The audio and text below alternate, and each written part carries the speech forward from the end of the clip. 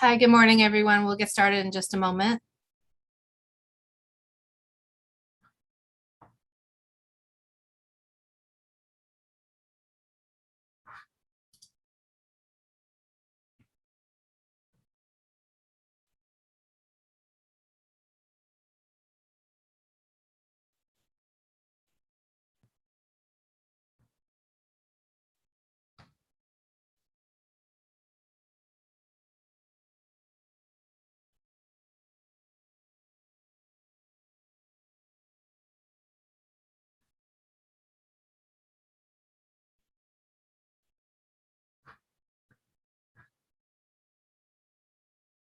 Okay, we'll go ahead and get started.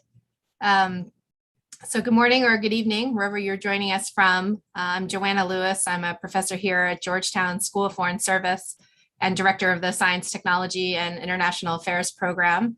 And I've been working with the Initiative for U.S.-China Dialogue on Global Issues for a variety of projects related to U.S.-China climate change engagement, including dialogues and research efforts over the last several years, and very much appreciate their support for this event here today.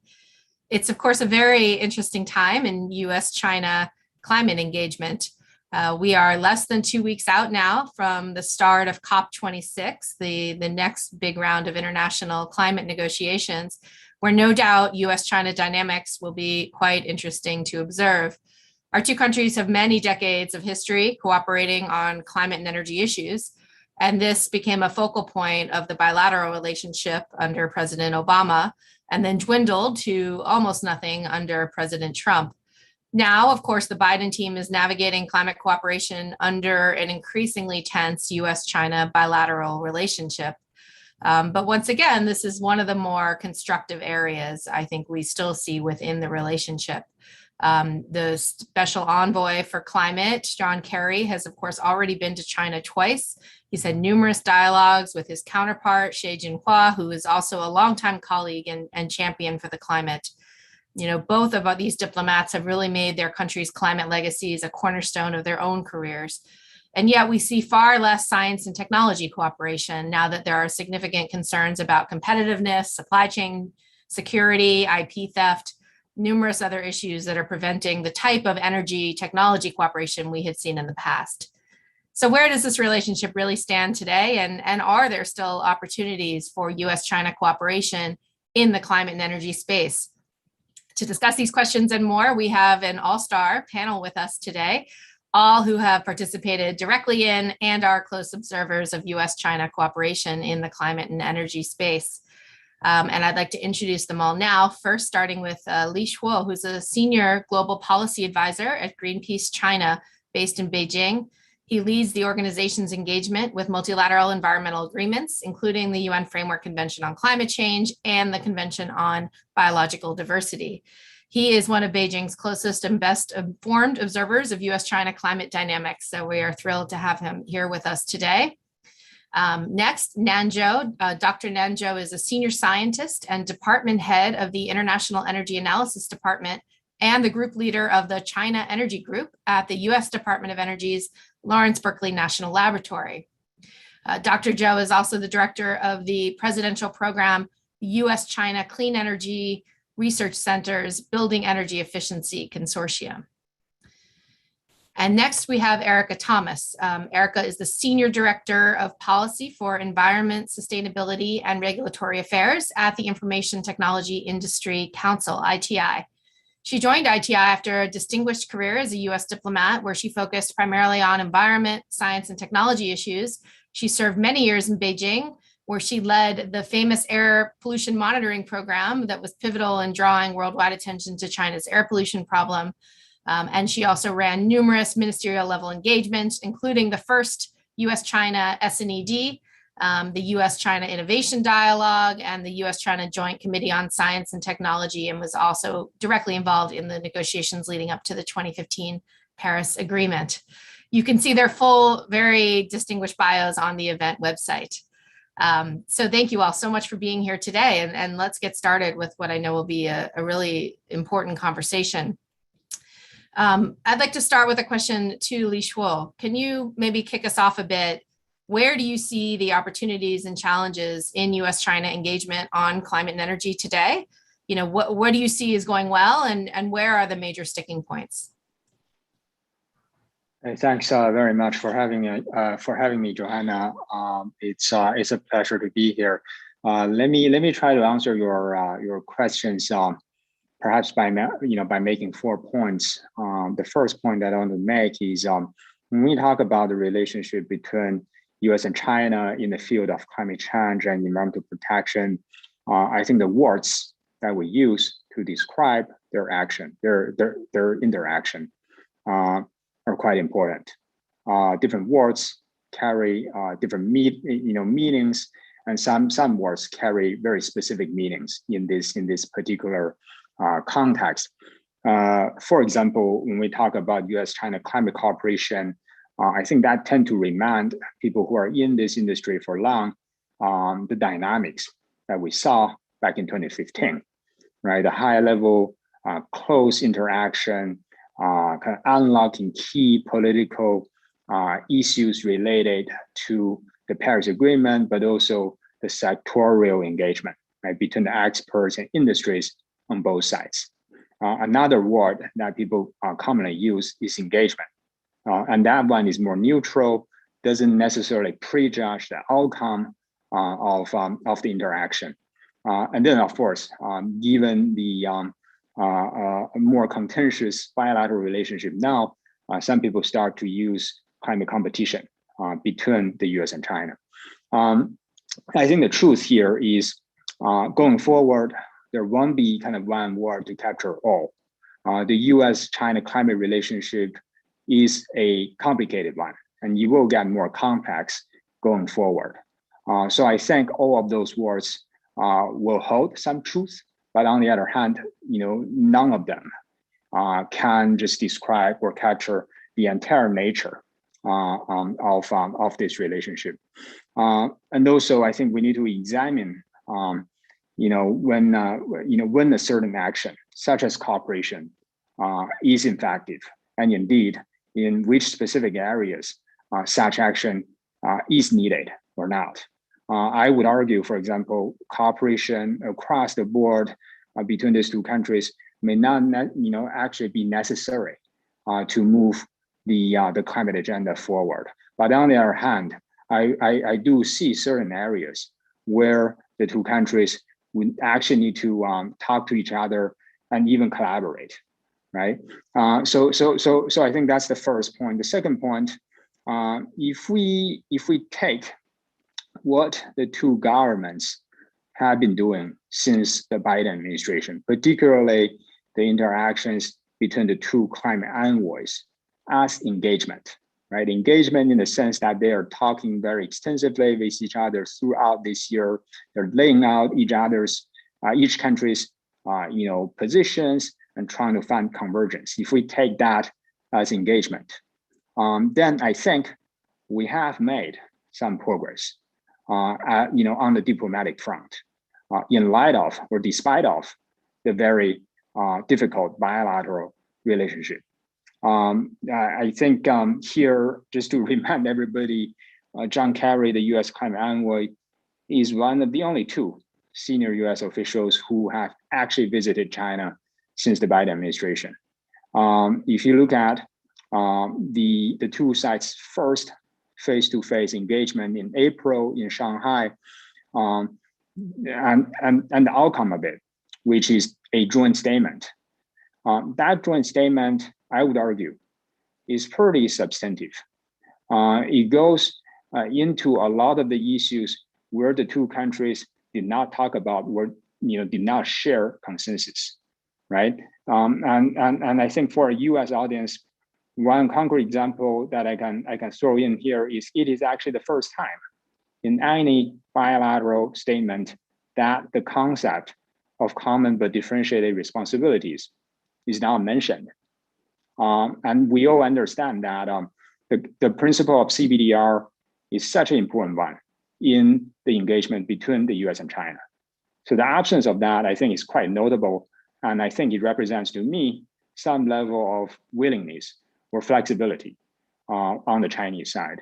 I think the same thing can be said on China's decision to ratify the Kigali Amendment to the Montreal Protocol, and also the statement by the Chinese president at the April 22nd Earth Day Summit to peak coal consumption before 2025.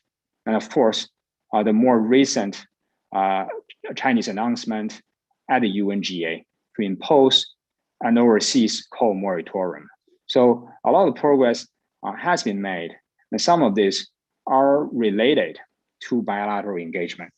And then the third point that I want to make is, despite all this incremental progress, we will face great challenges in this bilateral relationship. Here, I don't need to tell everybody the harsh rhetorics that have been thrown back and forth between Washington and Beijing.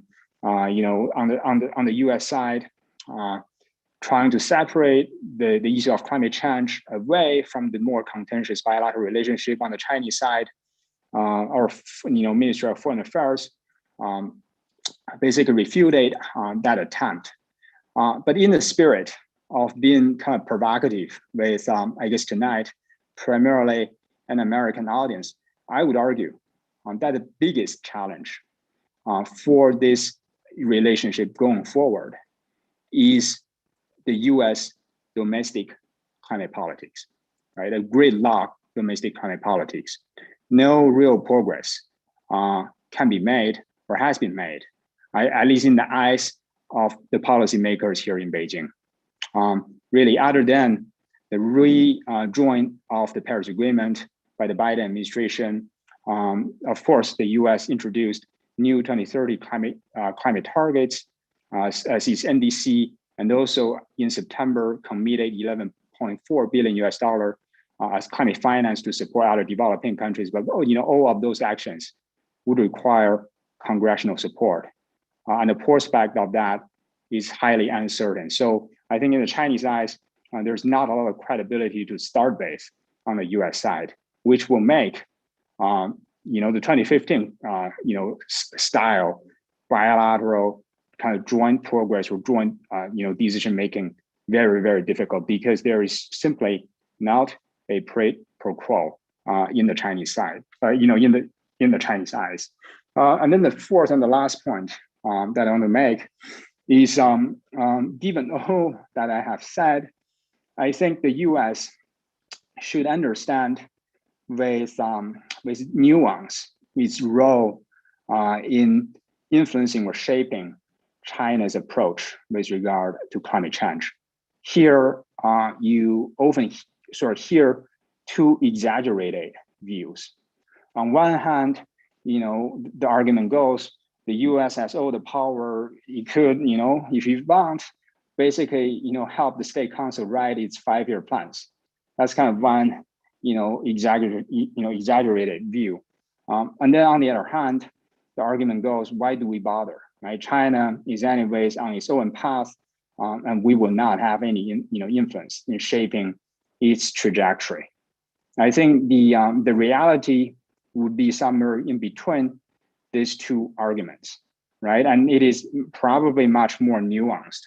I think it is always very hard to kind of quantify the impact of U.S. engagement, the impact of Kerry's trips. But I think the way that I tend to think about these issues is, if there is no international expectation or engagement at all with China, do we think, for example, in September this year, the Chinese side will make an announcement to not support overseas coal projects? My conclusion is no, we will not make such a decision, because at the end of the day, it is a multi-billion US dollar overseas business. I don't see the country as selfish as that, right, to simply abandon that. So the last point that I'm trying to make here is engagement matters. It has worked in the past, and it will have a role in the future, despite of the bilateral relationship. So with that, I turn it over to you, Johanna, and look forward to the discussion. Thank you. And thank you very much for those reflections. There's many things there I think we'll come back to, but I'd like to go ahead and turn now to Nan. Nan, you've been involved for many years in the more technical side of clean energy and climate change cooperation, including as a director of the US-China CERC for building efficiency. You know, this is one of the flagship um, US-China clean energy technology cooperation programs under the Obama administration that had hundreds of researchers involved in R&D. Can you speak from your experience? You know, what is the value of US-China clean energy cooperation, and of course, what are the risks? Sure. Yeah. I have a few slides. I wonder if it's better to share it, or should I just go without? Can you hear? Maybe without, if that's okay. Sorry, Okay, I don't sure. set up for it. Yeah. So I think sure, just talk about the opportunity and the challenges, and for the U.S.-China collaboration on clean energy, and also climate change issues. And it's a very sensitive time, and certainly, and it's tricky in figuring out approach or area for potential collaboration or cooperation. Although there are successful models, and Joanna, you mentioned about the CERC program that I managed the building energy efficiency consortia in the last 10 years. So there are a lot of successful elements, and that could be actually potentially applied to any future collaboration. And so, for example, the program has been very successful attracting private sector and cost share and engagement. And that was originally designed by Secretary Chu when they initiated the program. And they really wanted to see real world impact through kind of commercialization, tech to market, accelerate that process. So we have requested to come up with a cost share to the Department of Energy's investment, and on the one-to-one basis or even more. So it was a conscious effort engaging private sector and in the building space in energy efficiency and working with the Chinese. So that was a very important element, because throughout the program, they've been deeply engaged in the research collaboration, demonstration, and even policy research. They demonstrated a lot of US benefits because of their participation. They've seen more market access. They gain more visibility and recognition in China. And also they were able to accelerate the technology in innovation by many years. And some of the collaboration our company partners have done with LBL and the Oak Ridge National Lab, and they, according to them, accelerated their innovation process by 10 years. And so that's quite significant. And throughout the years, we were able to attract actually almost 1.5 to 1 cost share in year after year on average. And so for the government investment, and the $1 actually yield in more than $4 of return if we combine the same kind of contribution from China side. And so that was one of the key elements. And the second part and the important elements is that we collaborated with China, developed the projects. And so everything was agreed, signed. Some of the areas were really joint because we see strong mutual benefits. In some area, one country could be priority, and other country is a bit lesser. And for example, China really was interested in district heating, kind of how do we clean that sector and that end use. And so that was not a strong focus from the US side.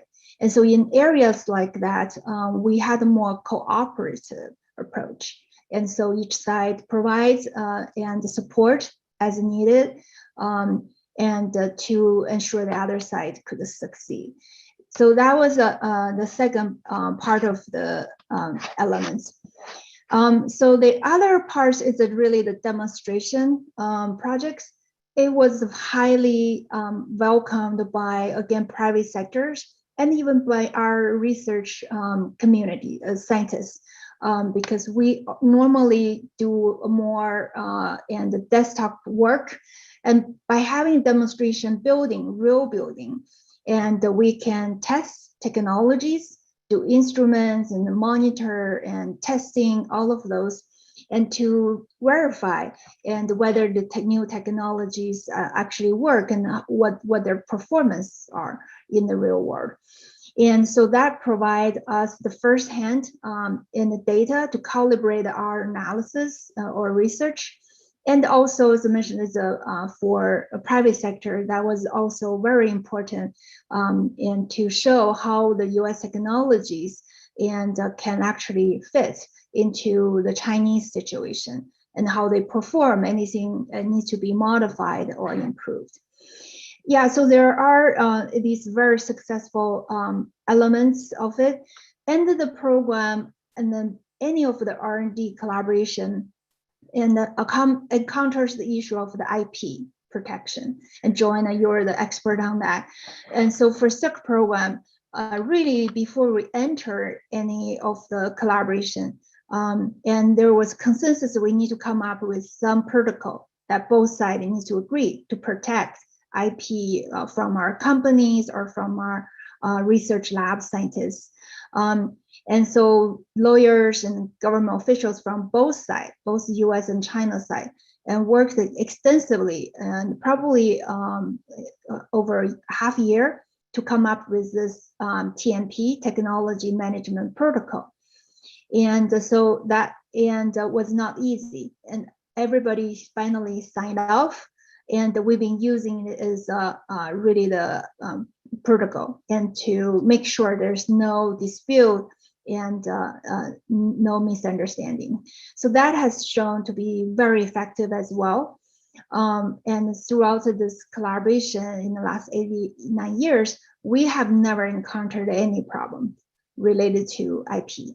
And I learned some other CERC centers had a little issue, but because we had the protocol and the US side could go and talk with our Chinese counterparts, I think that was also resolved. Yeah, so that's another very important elements for the success. So overall, if I summarize the benefits, and one is for the cost share and part, and for the $1 investment, we can have much bigger impact through the collaboration and by engaging industry partners.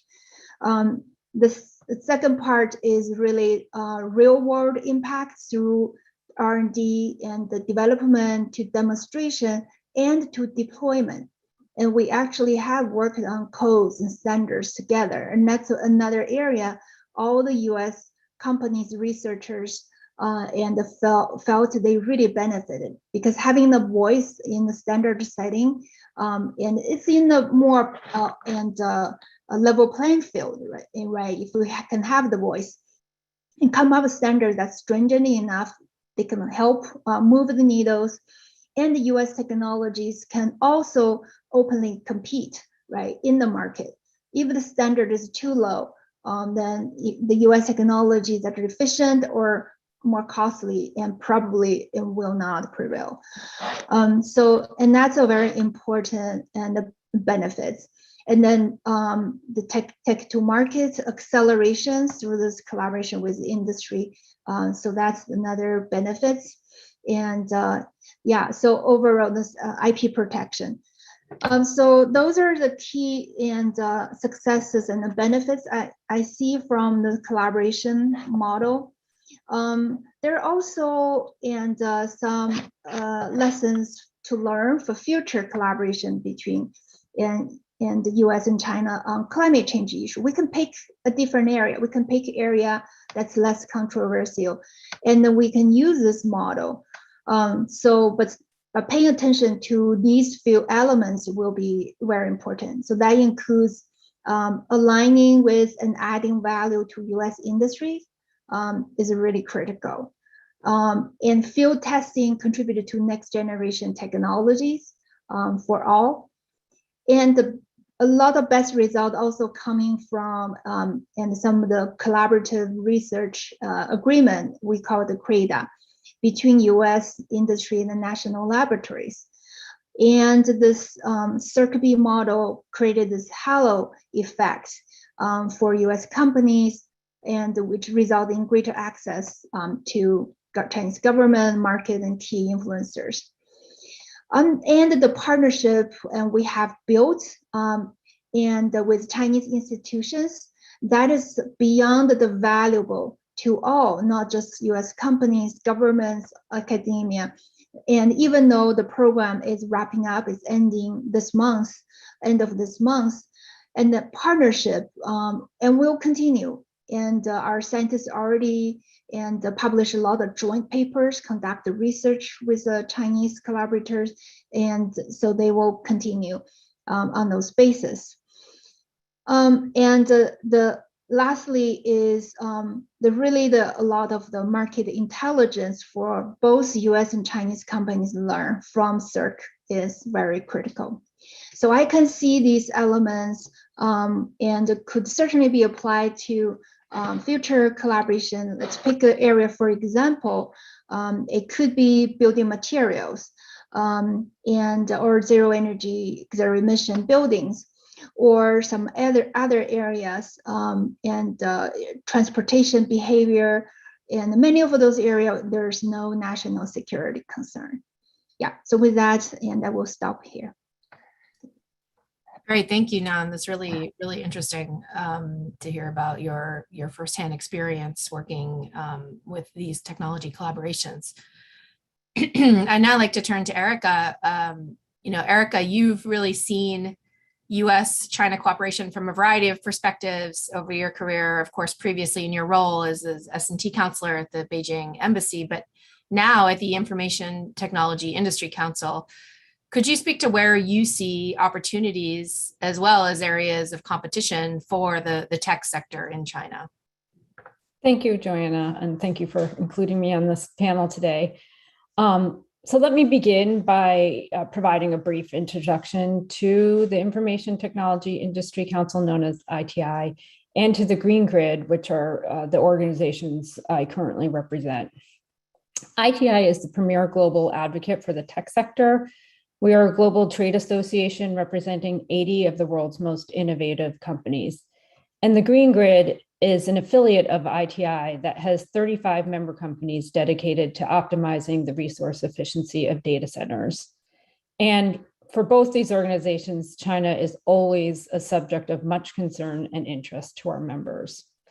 So as we are all aware, the US-China relationship is extremely complex, but also extremely important, especially when it comes to existential issues such as climate change.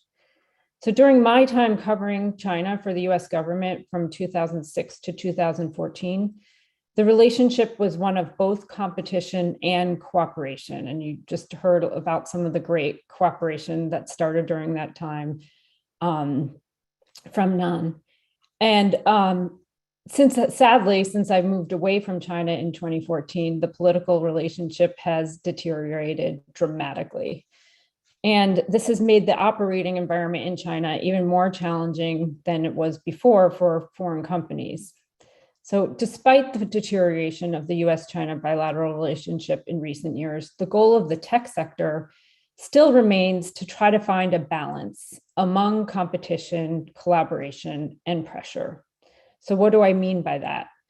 In terms of competition, the tech sector sees competition as a driver for innovation and growth.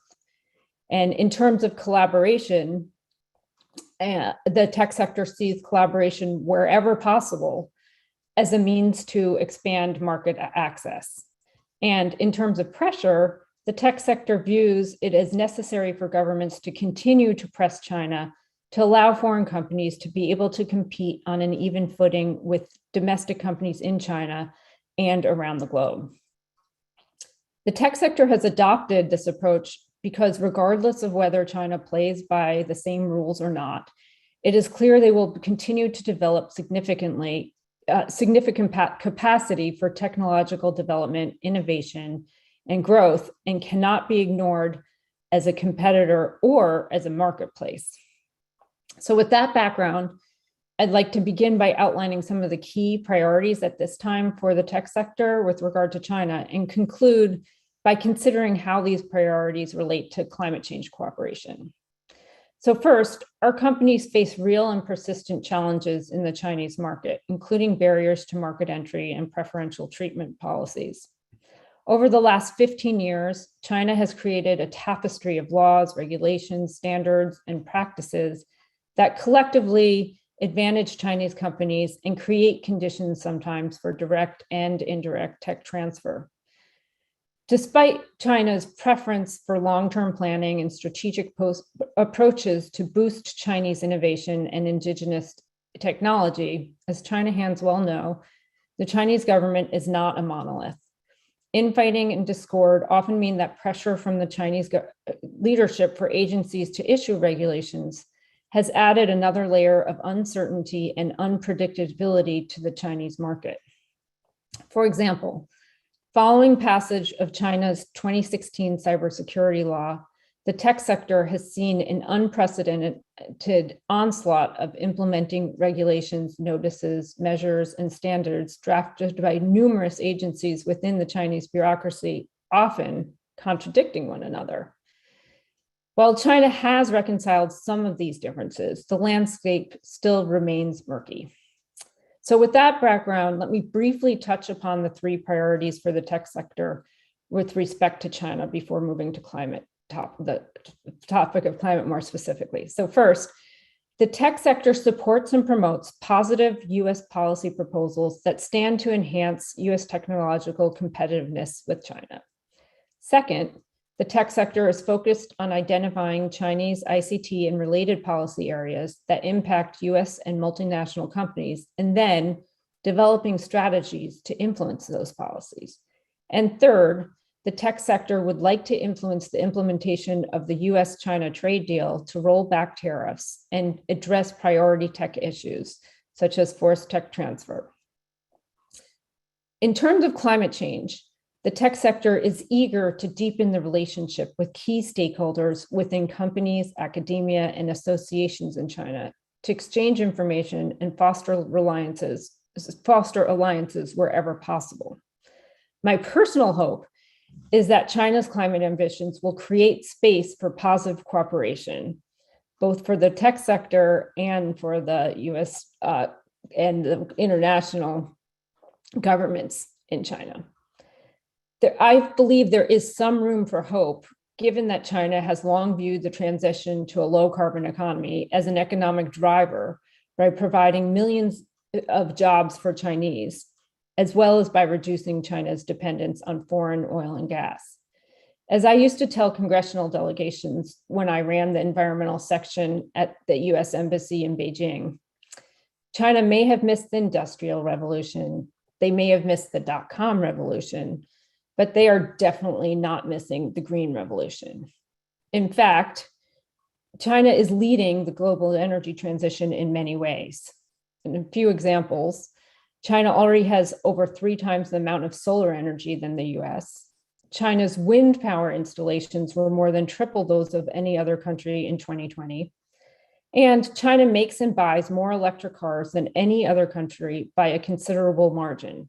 Currently, about 1 in 20 cars bought in China is electric powered. And by 2035, many experts are predicting that almost all new vehicles sold in China will be fully electric powered or hybrid. That said, this doesn't mean that China is manufacturing and or deploying clean technologies in a green way. And China's continued significant reliance on coal is deeply concerning. As for the role of ITI on the climate front, ITI has a climate task force, which has gained momentum in recent months. I'm involved in the group, and I'm eager to explore how ITI might play a significant role in organizing the tech sector in support of climate goals. So to that end, I'm very much looking forward to the discussion today and hearing ideas of what we might do to help promote increased collaboration between the US and China. Great, thanks so much, Erica. I have a couple follow-up questions, but I would also like to get the audience involved in the conversation. So I encourage anyone listening who has a question to go ahead and submit it in the Q&A box at the bottom of your screen, and we'll be turning to those shortly. But first, I think, it's really interesting that, despite the challenges, which are clearly there and that many of you highlighted, I think each of you mentioned that there is value in engaging with Chinese partners on climate issues. Li Shuo, you said you don't think that China would have made the UNGA announcement about overseas coal financing absent US and other international pressure. Nan, you mentioned, many benefits to technology development, co-financing, demonstration opportunities, market opportunities for US companies, and the added IP protections that may not exist without having a bilateral cooperation framework under which this collaborative research, development, and demonstration occurs. And Erica, despite I think the real concerns, from technology companies about the Chinese market, still clearly many opportunities there for engagement. So I'd be interested to hear from each of you. We're all very focused on COP26 right now, but really even looking beyond, looking out for the next few years, do you see areas for expanded US-China engagement that both sides are not currently taking advantage of? If you were providing recommendations either to the Biden team or the Chinese side, where do you see a need for new cooperative agreements or programs? Li Shuo, do you want to kick us off? Sure, Johanna. Maybe just a simple and humble point.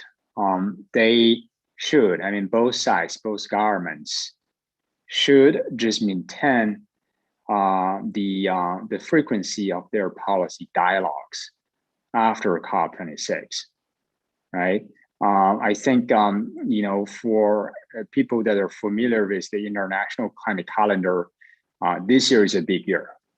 Right, we had the Biden Climate Summit, and then we're going to have the G20 and COP26 in a week's time, and these are major milestones for international climate politics.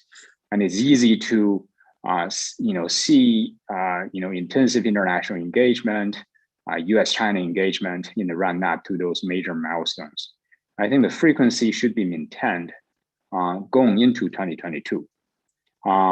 And I am also not entirely sure that engagement could be taken for granted, right? Just the policy dialogues between the two governments, the meetings between the two envoys, those could be taken for granted. And without those exchanges, I think progress between these two countries can actually be even more limited.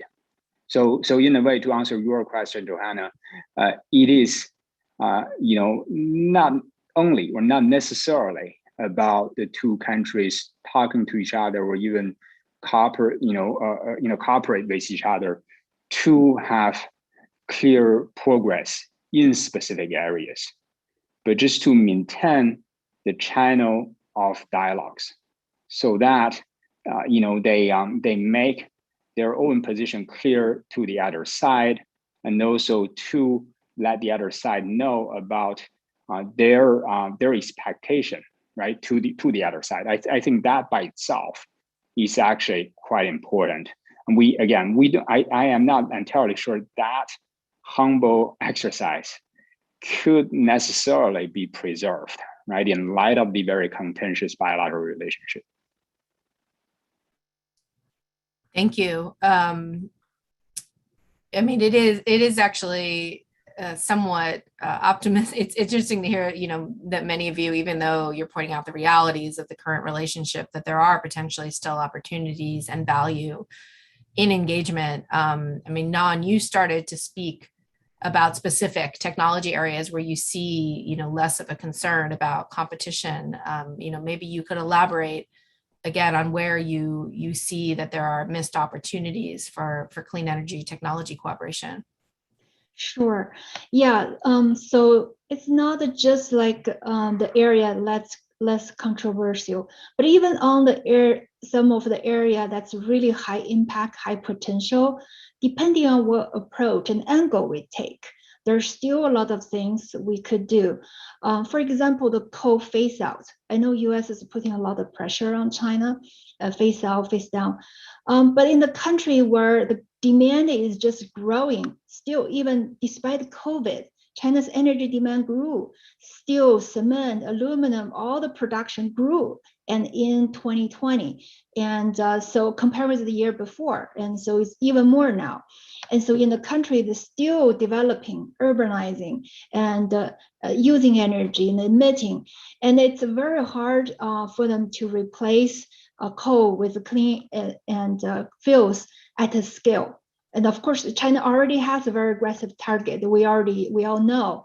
But they build as fast as they can, like putting 60% of renewable and non-fossil, right? And in the power sector each year for the new, but there are still existing fleet.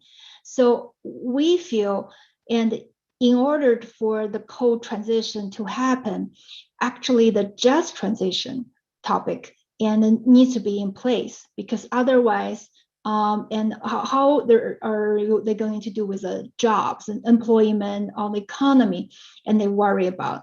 And that's something US also, we have not done very well either. So that's the area I think we can collaborate. And if they know there's way and they can transition into, if they know people will maintain their jobs or even grow the job opportunities, then there will be strong will because it's beneficial to both sides. So that's one area. In the different sectors, and for building sector and the carbon neutrality has the biggest potential to get there much sooner than other sectors, because it's all mature, commercialized technologies. We already build zero emission buildings today, and California has targets, and for all new and later retrofit, all become net zero. And many countries, states all adopted this. So we know how to do it. And it costs a little more, but that's where we can use policies and other incentives to really accelerate and the adoption for that. And China does not have the target. Even we know it exists and how we do it. So why can't we work with them and to help set a target for zero emission building that could even be announced tomorrow, right? It's not some other technology, it's not even invented. And so that's all there. So for transport sector, we feel in the past, the focus have been put on the electric vehicles, things that will definitely need to and continue to grow, and even into the trucking sector. However, that's something China is also very aggressively and pushing for. And they have, again, new energy vehicle targets and mandates, many of those policies in place. And then we understand there's could be potential sensitivity around storage, battery, R&D. So we did find there are behavior type of programs or patterns, smart kind of transportation softwares, and there are also these areas, and China has not done it. US just starting, and that's another area I think US and China can also work together in. And there are also the hard to abate sectors like aviation, shipping, that requires more technology collaboration, whether it's hydrogen based and those some areas, and could also be opportunity, because those will be the things one country alone and probably won't be able to do it by themselves. Or do well by themselves. The lastly is industry sector. This is the hardest to abate sector, And so that's particular in some of the areas, and none of us and have very good and handle of. For example, the industry heating, the cross-gun heating, and accounts for majority of the energy end use in the key emitting industries. And we don't know and what are the kind of measures and technologies, both sides, right? Whether it's chemicals, whether it's cement, steel, and or many other sectors. So that's the area. Can we work together on some renewable thermal or other types of technologies to replace the fossil fuel now is being used to provide heat and high temperature heat, and in that sector. And or building materials, cement, there's no controversial sensitivity because they don't go broad, kind of cross border. And so can we lower the demand and improve the and the construction method so we don't use much? Can we use alternative cement? Can we use fly ash and to mix with and in the cement? And then there are also technology, DRI for steel. There are a lot of these things we can still work on together, and both countries will find the beneficial. I think the notion from US side in the past is that, oh, we've been always providing technical assistance, helping China, and we're not getting anything in return. So these area, and actually there are areas China is leading in, and for example, the EV sector, and also even in battery. And there's a lot of these, and we can mutually learn from each other and to have much bigger impacts. And then particularly in these hard to abate sectors where really we need to work together. Thank you. I think it's really helpful to provide these concrete examples. Erica, I'd like to bring you into this conversation. I mean, you've managed S&T cooperation with China for many years. But where do you see, the opportunities, or do you think that it's really not, the politics don't allow it right now? Well, thanks for this question, Joanna. And I think it's important. I would like to elaborate on some of the kind of the situation that Li Shuo alluded to in his opening question remarks. So I think it's important to have some historical context before touching upon the matter of potential areas for cooperative engagement. So first of all, we are all aware that the Biden administration is eager for the US to jump back into the clean technology race. My view is that this is where US-China competition might actually be one of the best things to look to that can lead to benefits for all. Unfortunately, what is less clear to me is whether the US will be able to reestablish a really cooperative approach to climate along with the competitive one, at least in the short term. So during the US Special Presidential Envoy for Climate, John Kerry's visit to China in September, which we've talked about a bit, China indicated that the friction between the two superpowers will negatively impact cooperation on all issues, including climate.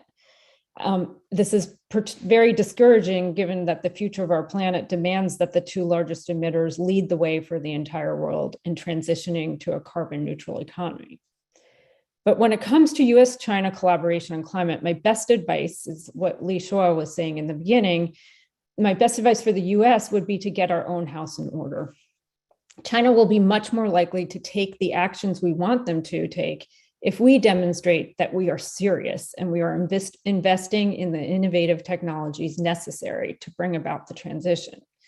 Let me explain why this is so important by reminding everybody of the longer history of the US with respect to climate change policies.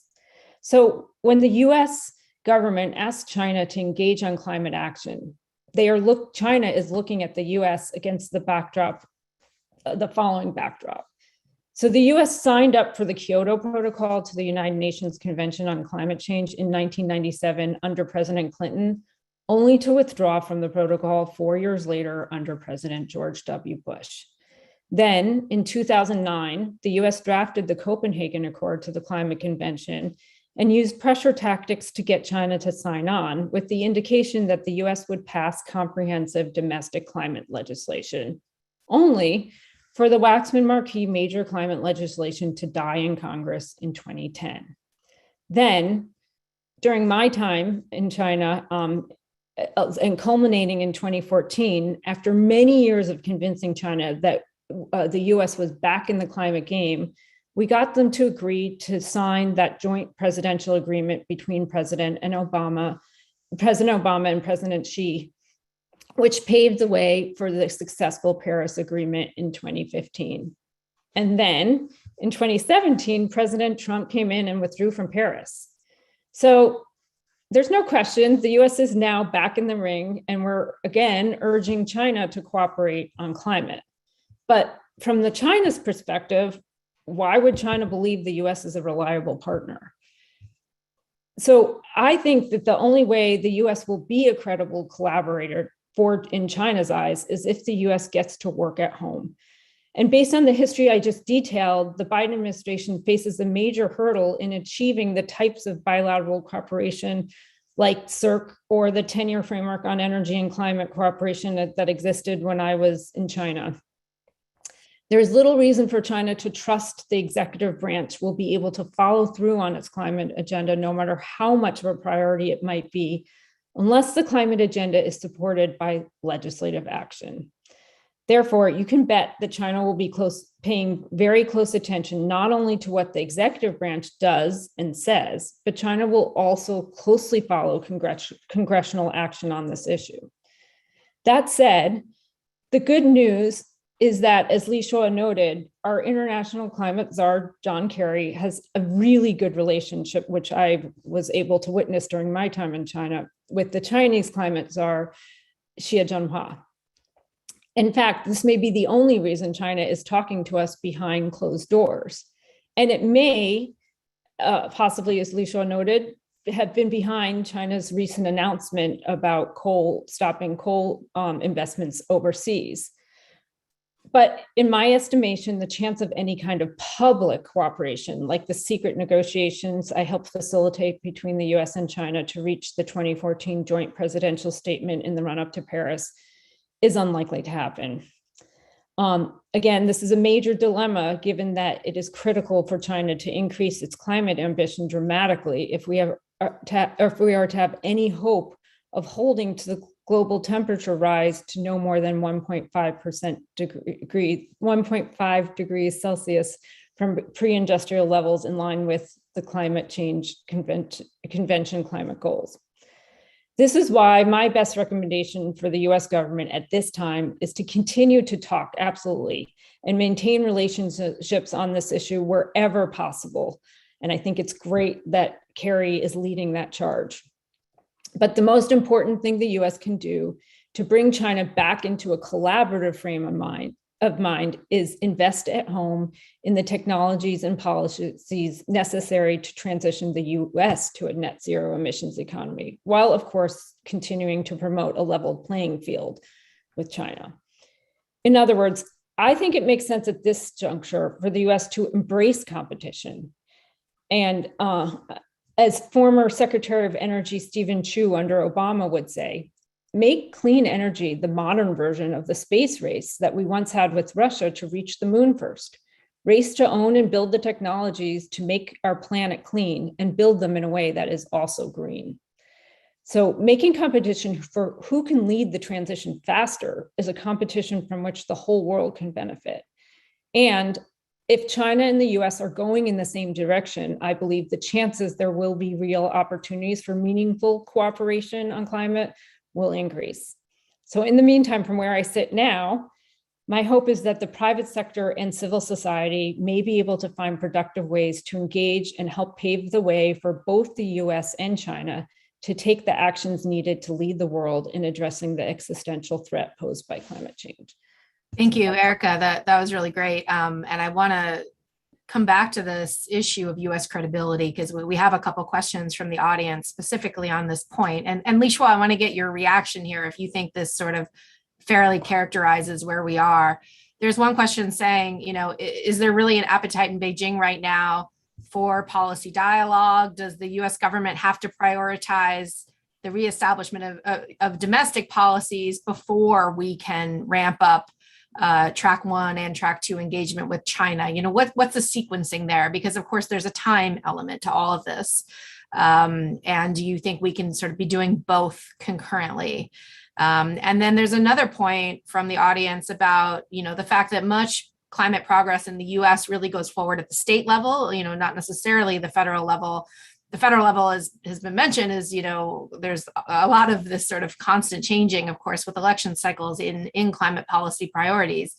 But is there a way to really be pushing subnational engagement among the state level, in the United States and Chinese provinces to continue to make progress on issues outside the presidential relationship?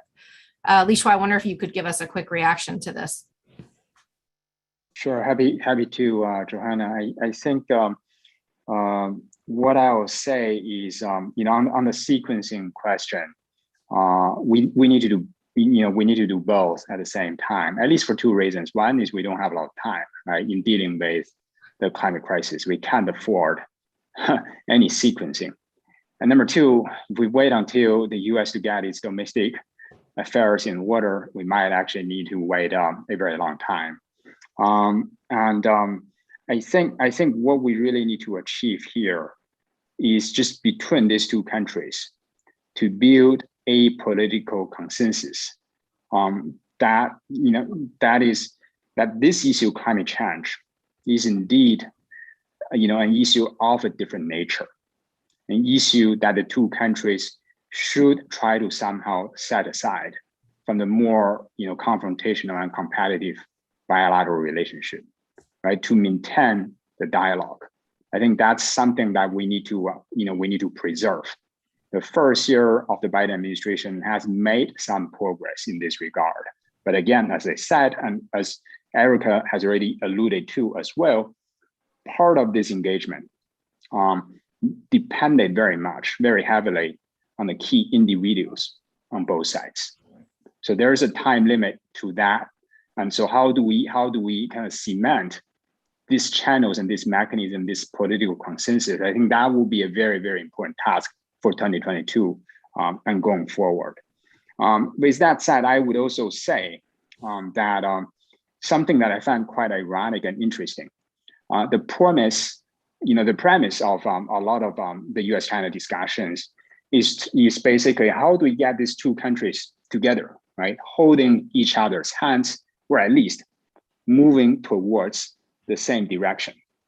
But in light of their difficult bilateral relationship and also their difficult domestic climate politics, I think one interesting agenda going forward is, in fact, how do we help them forget each other a little bit, in the sense that how do we kind of desegregate the China argument in US domestic politics, and also vice versa? How can we focus them on the fact that taking climate action is actually in their self-interest? I think that's also going to be a very, very important topic, in a quite interesting and ironic way. Yeah, it's an interesting point. I mean, and I think the timing of the lead diplomats on this is an important one as well. I mean, we've already seen China pull Minister Xi out of retirement, I think twice now, to play this important role. So, which I think is really one of the reasons why things are relatively constructive. We have just 2 minutes left, and I want to quickly turn it back to Nan to address a couple questions around the technology. Nan, could you really briefly just clarify what you meant about sensitivities and battery technology in particular, maybe what those are? And then in renewables, are there opportunities for cooperation, particularly at the business and enterprise level?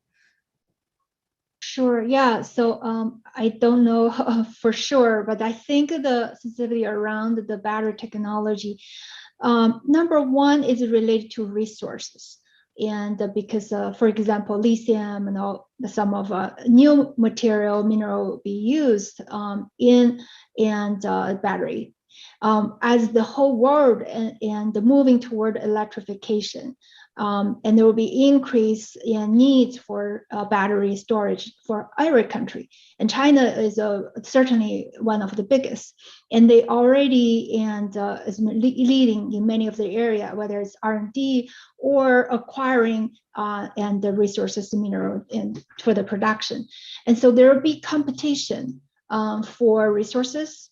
And as we're also moving to the full electrification or carbon neutrality, and think that's one. And number two is and then the know-how in the technology stage, because it will be critical and in fundamental and technology for all the sectors in the economy. And so that's where probably US feel a lot of competition, particularly as mentioned, China already is leading in many of this area. So there's a competition. There's a very typical, I think, men's side, and like if you win, I lose, right? And so I think it's important to figure out a way that's a win-win situation. But right now, I think those are some of the sensitivities. On the renewable energy side, really quickly, sorry, we're out of time. Sure. Yeah, so Joanna, you may know more. I don't see a whole lot of sensitivities. Actually, China's already very aggressively pushing for the target, and they're doing very well. It's just that they can't replace at the scale needed. So very quickly. Yeah, great, thank you. I mean, these are obviously very complex technologies with global supply chains, and I think it'll be really interesting to see how this plays out, particularly as the economic tensions between our countries, discussions about decoupling and what that means for the clean energy transition globally. But I'm sorry we're out of time. It's been really great to have this conversation with you all.